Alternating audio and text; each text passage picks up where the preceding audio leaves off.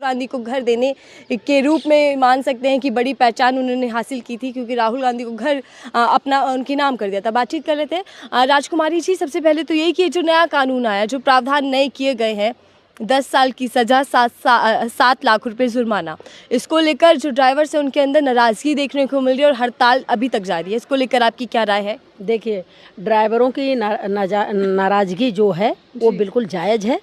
उनकी सैलरी 14,000 है, 15,000 है और सज़ा उनको 10 साल की है।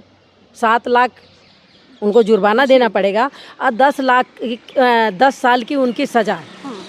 तो एक्सीडेंट कोई भी गलतियां करता है, अगर एक्सीडेंट उनसे हुआ तो जाएगा वही जिसके हाथ में है ना। तो ये जो इन लोगों ने किया है, अब पार्लियामेंट में इन लोगों ने जानबूझ के सभी ये कानून पास करना था, हमारे सभी सांसदों को निलंबन करना था।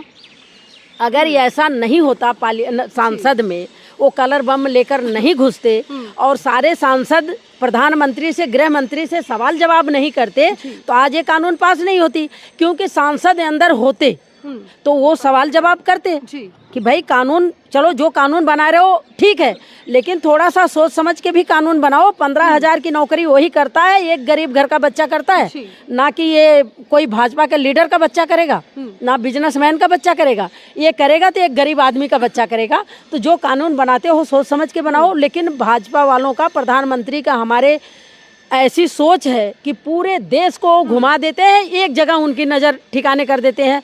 उस समय जब ये कलर बम लेके घुसे थे तभी हम लोग बोले कि बहुत बड़ी घटना घटने वाली है, बहुत बड़ा कोई कानून पास होने वाला है, क्योंकि इनका काम है कि लोगों को गुमराह करना, देश की जनता को गुमराह करना, कानून पास कर देना। इसलिए हमारे सांसदों को निलंबन किया गया था।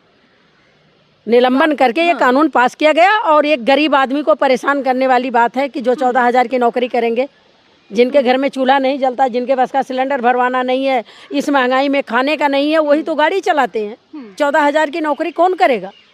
अमित शाह का बेटा थोड़ी करेगा, प्रधानमंत्री के भाई भतीजे थोड़ी करेंगे, ये तो गरीब आदमी ही करेगा। तो इनकी मनमानी है, इनकी गुंडागर्दी है, इनका गुंडा राज है।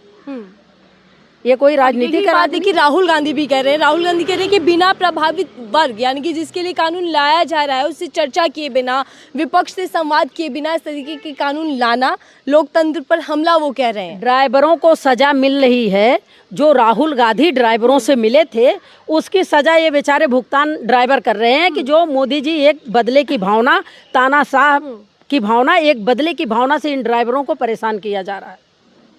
मतलब आप ये कह रही हैं कि कुछ समय पहले राहुल गांधी ड्राइवर से मिले, ट्रक की सवारी की, उसकी सजा ड्राइवर को मिल रही है, की सजा मिल रही है, किया जाए। लेकिन कानून से दिक्कत क्या है? सड़क हादसों में कुछ हद तक लगाम लगेगी, कुछ कमी आएगी, इसके लिए कानून बनाया जाए, सख्ती बरती गई। इतनी सख्त कानून नहीं होना चाहिए। मैंने आपको बोला, अमित शाह का बेटा ड्राइविंग नहीं कर सकता जी, अमित शाह का बेटा ड्राइविंग नहीं कर सकते, हमारे प्रधानमंत्री के भाई भतीजे ड्राइवर नहीं बन सकते। हमारे जो अंधभक्त हैं भाजपा के, जो बड़े बड़े लीडर हैं, बलात्कारी हैं, रेपी हैं, गुंडागर्दी पे उतर गए हैं, उनके बेटे नहीं ड्राइवरिंग कर सकते।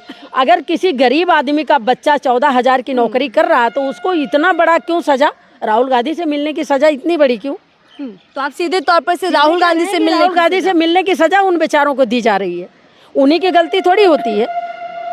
कोई भी गलती करेगा उनकी गृहस्थी उजड़ेगी, उनका घर उजड़ेगा। वो भी किसी के भाई हैं, किसी के भतीजे हैं, किसी के बेटे हैं, एक गरीब परिवार से हैं। बड़ा आदमी कोई गाड़ी नहीं चलाएगा, कोई ट्रक नहीं चलाएगा, कोई बस नहीं चलाएगा, कोई लीडर का बच्चा नहीं चलाएगा। वो तो करोड़ों करोड़ों घपला करेंगे, 200 हजार लेके भाग जाएंगे, 11 हजार करोड़ लेके भाग जाएंगे।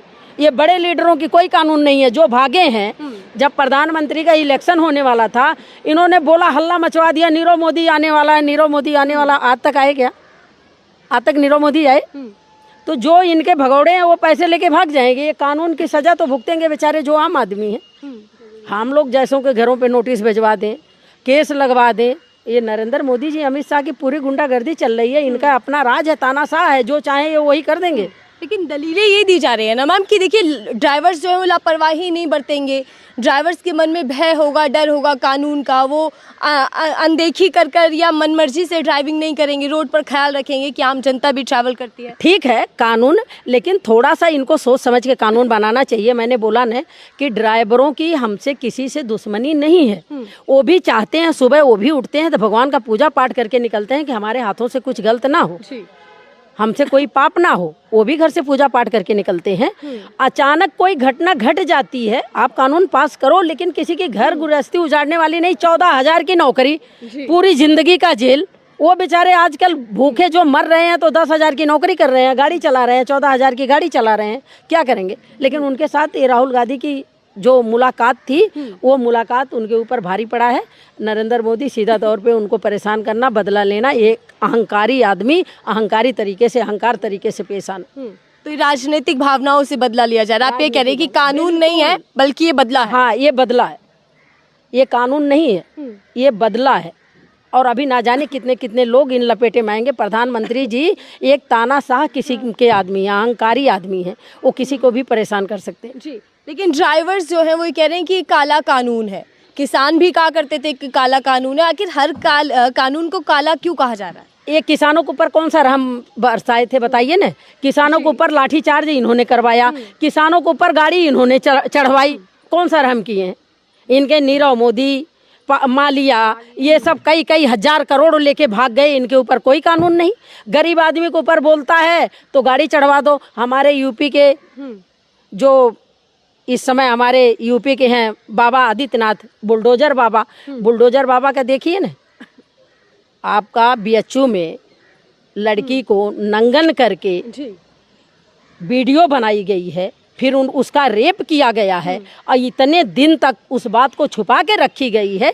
ये भाजपा की गुंडा राज है। मैं तो बाबा को कह रही हूँ कि कहाँ हो बाबा आप? जय श्री राम, जय श्री राम, ये तो भाजपा वालों का नारा हो गया है। जय सिया राम हम लोगों के दिल में रहते हैं, हम लोग वही जन्मभूमि पे पैदा हुए हैं और आज वही बड़ा हुए हैं, तो उनको जय सिया राम जी को दिल में रखते हैं। भाजपा की तरह ये काम नहीं करते।